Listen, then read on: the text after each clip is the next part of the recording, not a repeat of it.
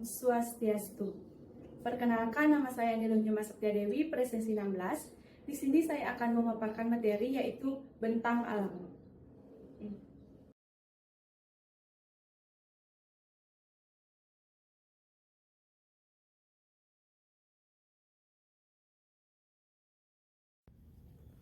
Halo anak-anak semua, pada pembelajaran kali ini kalian akan belajar bersama dengan Kakak Septia. Sebelumnya, apa kabar kalian hari ini? Semoga selalu dalam keadaan baik dan sehat ya. Pada pertemuan kali ini, kakak akan menjelaskan materi mengenai bentang alam. Sebelumnya, apakah anak-anak tahu apa itu bentang alam? Baik, bentang alam adalah bentuk permukaan bumi yang terbentuk secara alami tanpa adanya pengaruh dari manusia dan memiliki banyak bentuk dan persebaran. Bentang alam juga dapat dikatakan hamparan alam dengan keanekaragaman bentuk permukaan bumi. Ada beberapa jenis bentang alam yaitu gunung, pegunungan, sungai, laut, pantai, dan sawah. Bentang alam sendiri terdiri dari wilayah daratan dan perairan. Pada pembelajaran kali ini kita akan membahas tentang dataran. Ada dua macam dataran yaitu dataran tinggi dan dataran rendah. Yang pertama yaitu dataran tinggi. Dataran tinggi adalah dataran yang memiliki ketinggian 500 meter di atas permukaan laut yang biasanya memiliki suhu dingin dan sejuk. Adapun karakteristik dataran tinggi, yang pertama yaitu beriklim sejuk.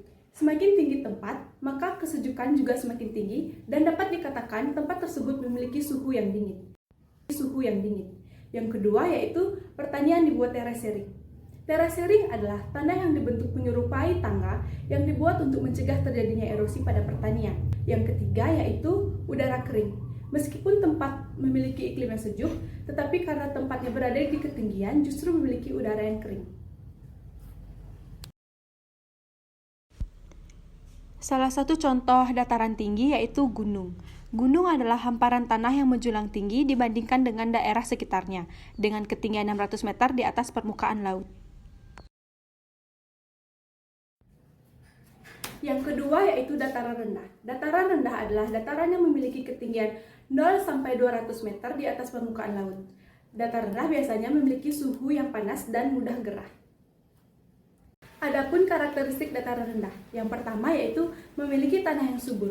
Sebagai akibat proses sedimentasi sungai, banyak masyarakat yang menempati daerah tersebut karena memiliki tanah yang subur yang digunakan untuk bercocok tanam. Yang kedua yaitu dekat pantai dan sungai. Bentang alam yang paling dekat dengan dataran rendah yaitu pantai, sungai, dan hilir sungai. Yaitu memiliki suhu 23-28 derajat Celcius. Meskipun tempat tersebut rawan hujan karena memiliki suhu yang berkisar 23-28 derajat Celcius, jadi suhu pada tempat tersebut sedikit hangat. Salah satu contoh dataran rendah yaitu sawah. Sawah adalah tanah yang digarap dan diairi untuk tempat menanam padi. Orang yang bekerja di sawah disebut pesawah atau pebendang.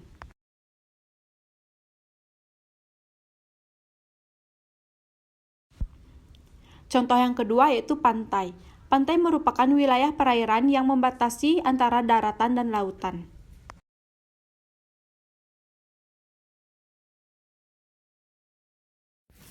Nah, itu tadi materi mengenai bentang alam. Selanjutnya yaitu bagaimana sih cara masyarakat dataran tinggi dan dataran rendah untuk memenuhi kebutuhannya? Baik, yang pertama yaitu cara masyarakat dataran tinggi untuk memenuhi kebutuhannya. Pada umumnya, dataran tinggi berbentuk tanah pegunungan dan berbukit-bukit. Penduduk di sana lebih banyak bekerja di bidang perkebunan. Mereka menanam seperti teh, kopi, kakao, dan kina. Karena memiliki udara yang sejuk dan segar, sehingga dapat mendukung pertumbuhan tanaman. Ini merupakan salah satu contoh pekerjaan dari masyarakat dataran tinggi yaitu perkebunan. Di sini saya menampilkan yaitu perkebunan teh. Yang kedua yaitu cara masyarakat dataran rendah untuk memenuhi kebutuhannya. Masyarakat dataran rendah pada umumnya banyak bekerja pada bidang pertanian, peternakan, dan perikanan. Perikanan sering terjadi di daerah dekat pesisir pantai. Sedangkan masyarakat di dataran rendah yang tinggal di perkotaan lebih banyak bekerja di bidang perindustrian dan perdagangan. Ini merupakan salah satu contoh cara masyarakat dataran rendah untuk memenuhi kebutuhannya yaitu dengan cara bertani. Hasil dari pertanian ini bisa digunakan untuk memenuhi kebutuhannya.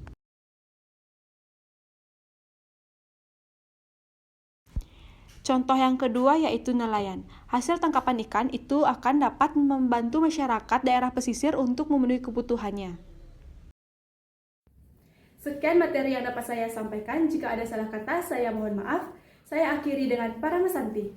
Om Santi Santi Santi Om.